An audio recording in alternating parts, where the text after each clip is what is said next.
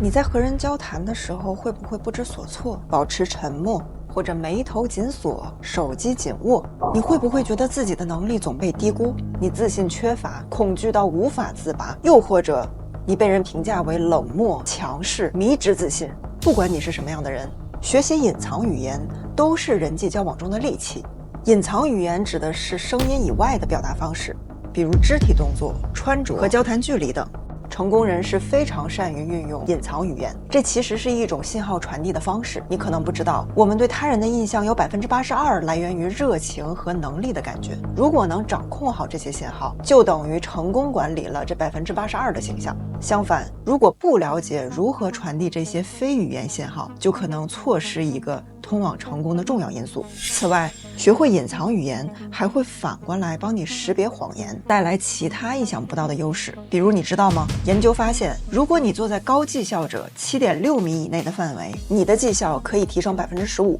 视频门铃 Ring 的创始人杰米·西米诺夫，如今身价超过3亿美元。当初参加创智赢家的时候，因为社交表现尴尬，没能吸引到投资人的兴趣。虽然后来他有幸得到了其他投资人的资金支持，但是这就是一个非常典型的例子。想法非常好，但是传递不出去，就是因为他不懂得传达隐藏语言。隐藏语言是提升个人魅力的关键。虽然魅力似乎是写在 DNA 里的天赋，但是它完全可以通过后天学习来培养。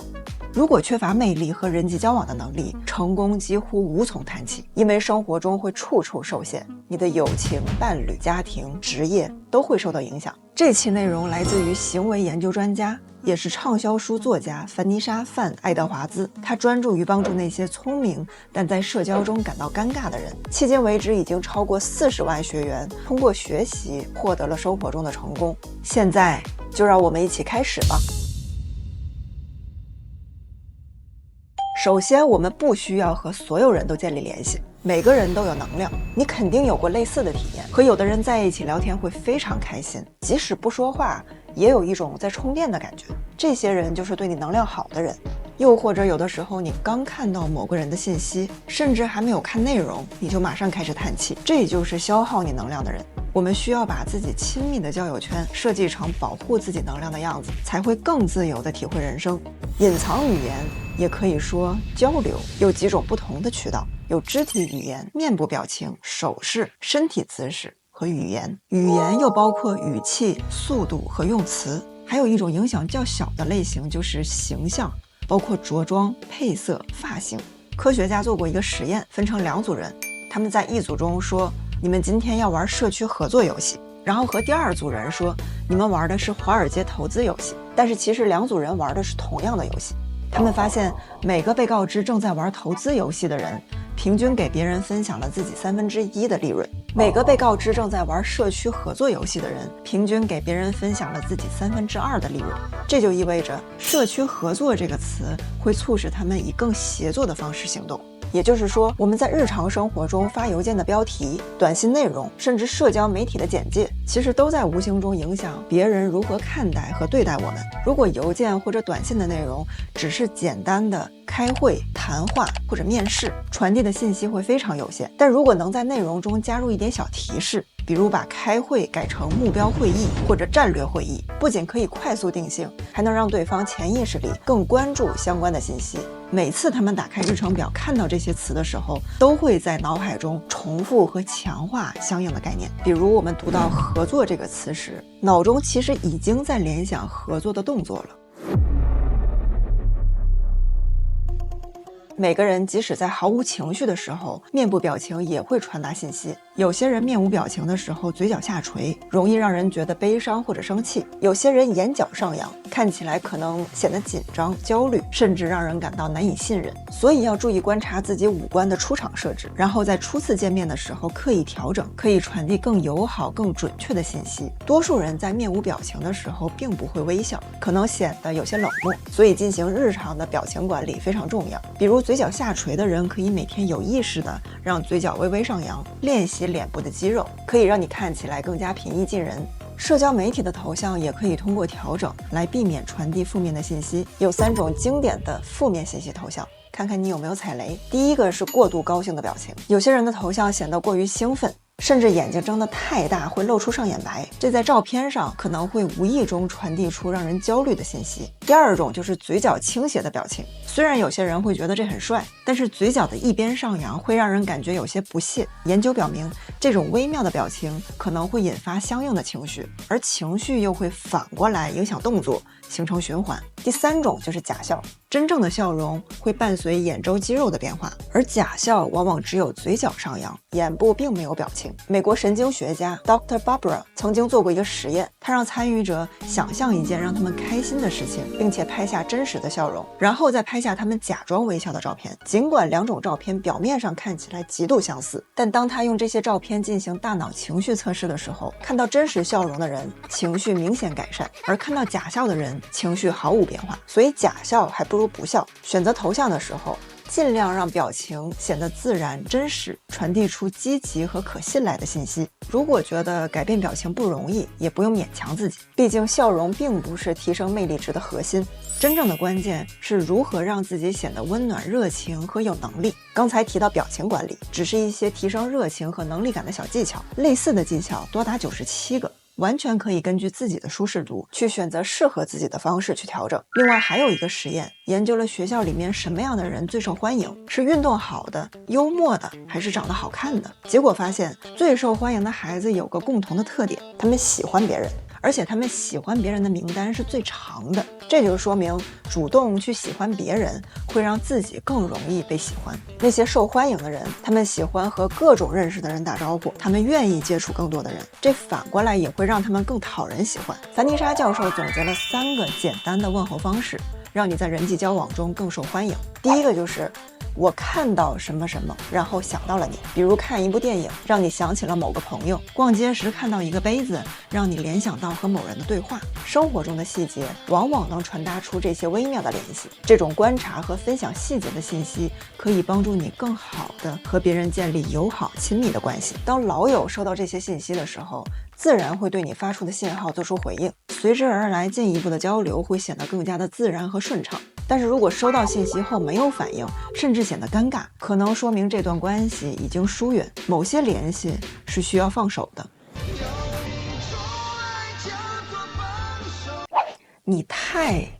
比如你对对方的幽默印象深刻，这个时候就可以说你太幽默了。进阶的版本就是说第一人称的主观想法，比如我想说你们选择点击关注我真是太聪明了，用第一人称就可以说我喜欢你们这些聪明人。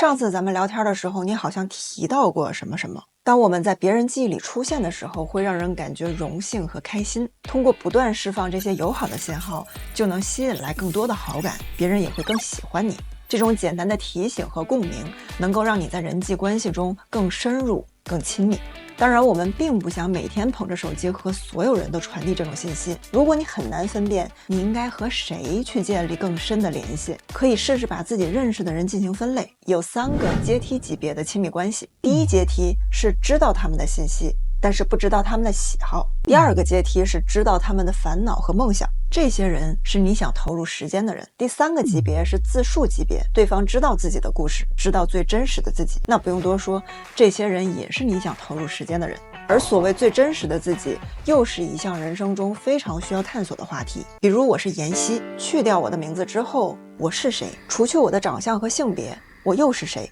有科学家把自我认知分成了3大类型，一是英雄主义叙事，就是说我真的很努力去工作去奋斗，我已经得到了一些挑战和错误还有经验，但是我通过努力和智慧克服了它们。现在我人生中的每一个角度的叙事都是同样的情节，不管是事业、生活、人际关系，一遍又一遍地重复同样的叙事模式。第2种是治疗师叙事，他们喜欢帮助别人，但是缺点是可能有些讨好型人格，不知道如何去拒绝别人。第3种是受害者叙事，无论在个人、事业、爱情、生活中都会有同样的叙事逻辑，就是不管你怎么努力都没有克服难题，不管你有多聪明，全世界都在反对你。为了探索对方的叙事类型，最基本的问题就是你觉得自己幸运吗？英国心理学教授理查德·怀斯曼曾经做过一个实验，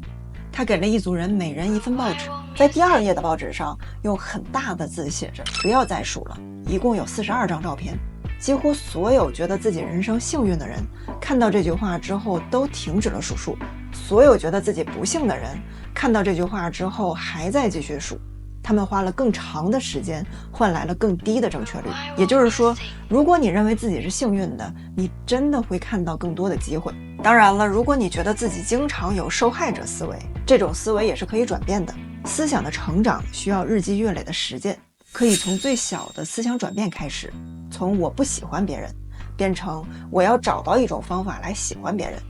从我不擅长交流转变成我要找到方法来更好的交流。从小事做起，通过量变一定会达到质变。我频道之前的视频，比如财富大脑、抵抗低磁场、共济会改运，都介绍了一些培养正面习惯的技巧，希望可以帮助到你。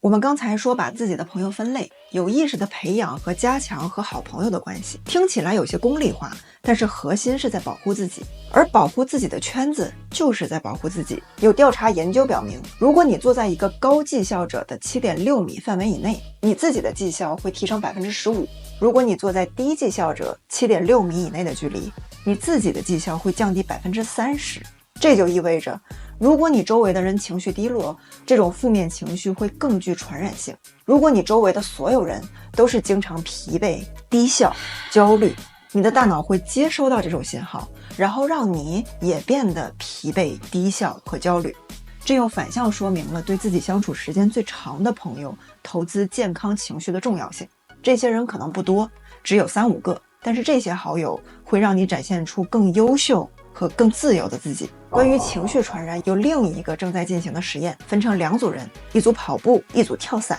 之后会留下他们沾满汗渍的衣服，然后让其他人去闻这2种汗渍，并用 fMRI 观察大脑活动。当他们闻到跳伞组人的汗渍味道的时候，大脑的杏仁核会显示出明显的恐惧反应，说明负面情绪会实际产生化学反应。当我们闻到或者接近的时候，我们就会沾染上同样的情绪。情绪传染的另一个角度就是情绪循环。当你觉得对方向你发送负面信号的时候，比如翻白眼、叹气、双臂交叉放在胸前，你的大脑会抓到这些信号，然后会改变自己的应答方向。本来友好的信号发送计划变成了实际上在发送负面信号，然后形成一个负面的循环。当然，我们也可以建立正面的循环。如果你收到了一个负面的信号，一个简单的做法就是对这种信号进行归类，在脑中贴标签。美国著名的神经科学家马修·利伯曼博士通过研究证明，假如你在抓到负面动作的时候说出你的情绪，反而会减少自己的情绪。比如当你感觉到对方焦虑的时候，说他在焦虑；看到对方耸肩的时候，在大脑中说他在耸肩。当你敏锐地观察到这些动作，并且在大脑中贴上标签，命名它，你就可以驯服它，控制它。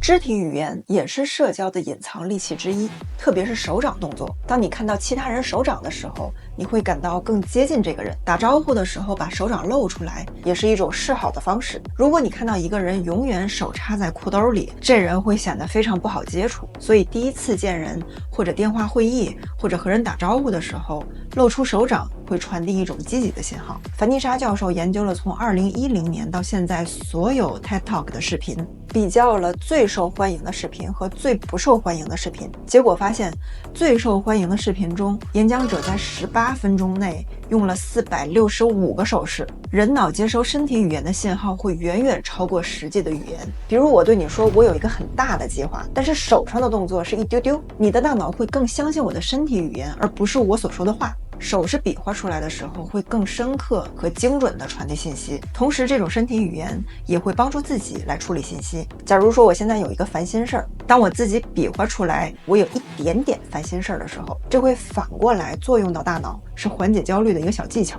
没有什么事是大不了的。这种动作还会帮助我们识别说谎者。如果你脑中想着5，但是手上比划着3，会比正常说话费更多的精力。所以说谎的时候，人经常会用最少的身体语言，以防自己被识破。我们会对手上动作更多的人更容易产生好感，会产生一种值得信赖的感觉。